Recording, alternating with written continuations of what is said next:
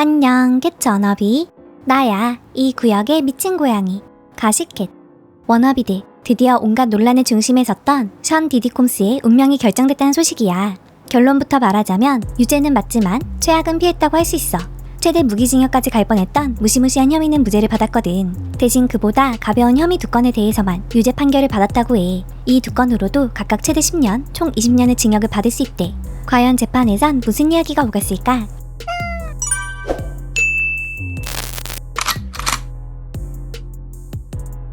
이번 재판은 콤스가 프리고프라는 파티를 열어서 여성들에게 다른 남성과 성관계를 강요했다는 아주 충격적인 의혹이 제기된 사건이었어. 콤스는 총 5개 혐의로 기소되었는데 최대 무기징역까지 가능했던 공갈 음모 1건과 성매매 2건은 무죄 판결을 받았고 매춘을 위한 수송 혐의 2건에 대해서만 유죄 판결을 받았다고 해. 재판에서 제인이라는 증인은 호텔 나이트라고 부르는 자리에 콤스와 함께 갔다고 증언했어. 콤스가 머무는 호텔 방 안에서 종종 다른 남성 엔터테이너와 성적인 만남을 가져야 했다는 거야. 가수 캐시 벤투라 역시 프리고프라고 불렸던 비슷한 모임에 참여했다고 증언했지. 제이는 2021년부터 2023년까지 로스앤젤레스, 뉴욕, 마이애미 같은 여러 곳에서 호텔 나이트를 가졌다고 했고 벤투라도 애틀랜타, 라스베이거스 등 여러 도시에서 프리고프가 열렸다고 말했어. 심지어 일부 여성들이 여러 주를 오가며 파티에 참여했고 일이 끝나면 콤스에게 현금으로 1,500달러에서 6,000달러를 받았다고 폭로했어. 그녀의 증언은 항공편 기록, 아멕스 카드 청구되어 호텔 인보이스 같은 법정에 제출된 수많은 기록들이 뒷받침해줬지. 배심원단은 벤투라와 제인이 남성 에스코트들과 성행위를 하는 영상 증거까지 직접 확인했대. 검찰은 이 영상들의 날짜가 항공편 기록과 정확히 일치한다고 주장했어. 반면 콤스의 변호인단은 그 돈이 매춘의 대가가 아니라 단순히 시간이 내준 것에 대한 감사의 표시였다고 끝까지 반박했지. 결국 배심원단은 수송 혐의 2건에 대해서 유죄를 선언했어. 하지만 이 유죄 판결에도 불구하고 법정 분위기는 사실상 션 콤스의 승리에 가까웠다고 해. 최대 무기징역까지 갈 수 있었던 성매매와 공갈 같은 가장 무거운 혐의들에 대해 모두 무죄가 선고됐기 때문이야. 이 결과가 발표되자 법정은 안도와 한호로 가득 찼어. 션 콤스는 연방 보안관들에게 이끌려 나가기 전 의자 앞에 무릎을 꿇고 기도하듯 고개를 숙이더니 이내 방청석을 향해 박수를 보냈지. 가족과 친구들은 눈물을 흘리며 박수갈채를 쏟아냈고 변호인단을 향해 드림팀을 외쳤다고 해. 콤스는 환한 얼굴로 가족들을 보며 고마워요 사랑해요 엄마라고 외쳤대. 한편 법원 밖에서는 아주 기괴하고 상징적인 장면이 펼쳐졌어. 몇몇 팬들이 축하의 의미로 베이비 오일을 뿌리기 시작한 거야. 워너비들은 이 베이비 오일의 의미를 알고 있지? 이 오일은 이번 재판에서 아주 중요한 상징이었는데 션 콤스가 프리고프 파티에서 사용했다는 의혹 때문이었어. 실제로 재판에서 그의 비서들은 호텔에 늘 베이비 오일을 비치했다고 증언했고 증거로 제출된 호텔 기록엔 카펫에 남은 오일 자국이 언급되기도 했지. 심지어 2024년 3월 콤스의 자택을 압수수색했을 때 마약과 함께 1,000병이 넘는 베이비 오일과 윤활제가 발견돼서 전세계 캐티즌들이 충격에 빠지기도 했잖아.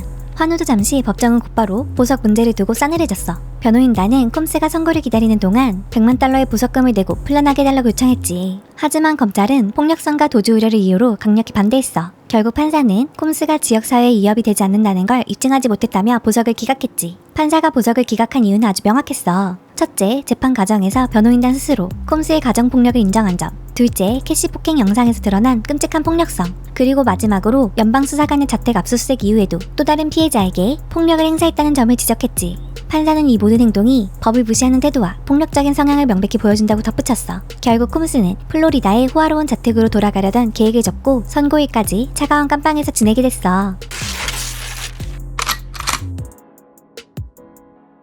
션 콤스의 형사재판은 가장 무거운 혐의들에 대해 무죄 판결이 나오면서 일단락됐어. 하지만 콤스는 매춘부 수송 혐의에 대한 선고를 기다리며 수감된 상태고 앞으로도 진행될 여러 민사소송에 대응해야 하는 처지야. 현재 그를 성적 학대로 고발한 소송만 해도 50건이 넘는다고 해. 고발 내용은 멀게는 1990년대까지 거슬러 올라가고 주로 파티에서 벌어진 약물 투여와 강간 혐의를 포함하고 있지. 원고들은 남성과 여성이 섞여 있으며 이 중 최소 12명은 미성년자 시절에 성폭행을 당했다고 주장하고 있어.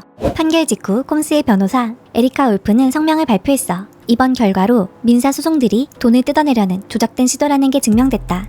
콤스는 누구도 성적으로 폭행하거나 인신매매한 적이 없다. 우리는 처음부터 그의 승소를 확신하며 날조된 주장에 맞서 싸웠고 결국 승소했다. 하지만 형사재판에서 나온 증거들이 앞으로의 민사소송에 어떤 영향을 미칠지가 새로운 싸움의 불씨가 되고 있어. 콤스는 성매매 알선과 공갈 혐의는 무죄를 받았지만 매춘 목적으로 여성을 이동시킨 혐의는 유죄로 인정됐거든. 재판 과정에서 그가 전 여자친구를 상습 폭행하고 성적인 상황에 마약을 사용했다는 증언도 쏟아져 나왔어. 원고 측 토마스 주프라 변호사는 이렇게 말했지. 이제 모두가 그가 얼마나 폭력적인 사람인지 알게 될 겁니다. 이 재판을 보고도 션 콤스를 모범생이라 생각할 사람은 아무도 없을 거예요. 그럼 형사재판의 증언을 민사소송에 바로 쓸 수 있을까? 그건 또 어렵다고 해. 형사 전문 변호인 게리 베커의 말에 따르면 담당 판사가 증언의 연관성을 먼저 인정해야 하고 같은 증인들이 민사재판에 다시 출석해서 증언해야 한대. 다만 이때 증언 내용이 달라진다면 형사재판 기록으로 그 증인의 신뢰도를 공격할 수는 있어. 이 거대한 소송의 물결은 그의 전 연인인 가수 캐시 벤투라가 2023년 11월 소송을 제기하며 시작됐어. 캐시는 약 10년간 성적 학대를 당했다고 주장했고 이 소송은 콤스가 거액을 지불하면서 단 하루 만에 번개처럼 합의됐지. 하지만 이 합의가 끝이 아니었어. 2023년 연말까지 3명의 여성이 추가로 성폭행 혐의로 콤스를 고소했거든. 그중 한 명인 조이 디커슨 닐은 대학생이던 1991년 콤스가 자신에게 약을 먹여 강간했다고 주장했어. 또 다른 원고인 에나 케이는 17세였던 20여 년 전 콤스와 또 다른 두 남성에게 집단 성폭행을 당했다고 폭로했는데 그녀는 유명 프로하키 선수 이벤터 케인의 전 부인이기도 해. 콤스 측은 두 사건 모두 거짓되고 음해성이 짙다. 수십 년 묵은 옛날 이야기일 뿐이라며 단호하게 혐의를 부인했지. 2024년 초에는 프로듀서 릴 로드도 콤스를 고소했어. 그는 콤스가 원치 않은 신체 접촉을 하고 성매매 여성을 고용해 성관계를 강요했다고 주장했지. 콤스의 변호사는 이번에도 부당하게 한몫 챙기려는 파렴치한 속셈이라고 비난했어. 이후 콤스가 체포되고 구치소에 수감되자 소송은 더욱 빠르게 늘어났어. 체포 직후 탈리아 그레이브스가 소송을 내면서 거대한 소송의 물결이 다시 시작된 거야. 이 소송들 대부분은 휴스턴의 변호사 토니 버즈비를 통해 제기됐어. 그는 소셜미디어 광고와 무료 상담 전화를 이용해서 콤스의 피해자들을 모집하는 업체와 손을 잡았지. 그는 콤스를 상대로 약 40건의 소송을 냈는데 대부분 파티에서 술을 마신 뒤 성폭행을 당했다는 비슷한 패턴을 보였어. 콤스의 변호인단은 그를 전화상담 변호사라 비꼬면서 돈을 뜯어내려는 시도일 뿐이라고 비판했지. 물론 소송 중 한 건은 취하됐고 또 다른 한 건은 원고가 신원을 밝히지 않아 기각되기도 했어. 올해 콤스는 자신에 대한 다큐멘터리가 명예를 훼손했다며 두 건의 민사소송으로 맞불을 놓기도 했지. 콤스를 겨냥한 대부분의 소송은 뉴욕시의 성별 동기폭력 피해자 보호법에 근거하고 있어. 2022년 이 법이 개정되면서 공소시효가 지난 성범죄도 소송을 제기할 수 있는 2년간의 특별한 창구가 열렸거든. 이 창구는 2025년 3월에 닫혔고 마감 직전 소송 건수가 폭발적으로 증가했지. 그 예로 리얼리티 쇼 I Want to Work for Diddy에 나왔던 캔들 알포니는 2008년 콤스에게 강간을 당했다고 주장했고 저스틴 구치라는 남성은 16살이었던 1999년에 콤스에게 약물 성폭행을 당했다고 주장했어. 콤스 측은 모든 혐의를 부인하고 있지. 현재 변호인단은 과거 사건에 이 법을 적용하는 것에 이의를 제기했고 일부 소송은 잠시 멈춰있는 상태야. 이 법원의 결정에 따라 과거 혐의에 근거한 대다수 소송의 운명이 결정될 예정이지. 그런데 정말 충격적인 소식이 들려왔어. 디디의 형사재판에 언급됐던 남성 에스코트 중 한 명인 클레이튼 하워드가 디디와 캐시 모두를 상대로 소송을 제기한 거야.